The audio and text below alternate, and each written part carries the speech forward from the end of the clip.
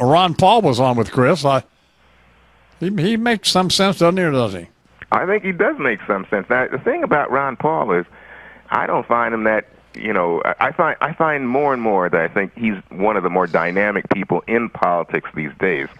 The other day I wrote that we're living in the age of Ron Paul because all the Tea Party stuff really is born out of Ron Paul and the way that he thinks about government taxes. I mean, this is a guy that wants to do away with the Federal Reserve.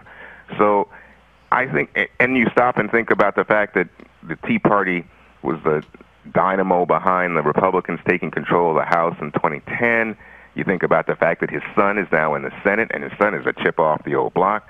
But it's unbelievable to go to the Republican debate and see Ron Paul make the argument for legalizing heroin, cocaine, and marijuana and get an ovation in South Carolina from South Carolina Republicans. Oh. Man, that's wild. And then you got Gary Johnson, the former governor of New Mexico, up there, and he's saying much the same thing about drugs.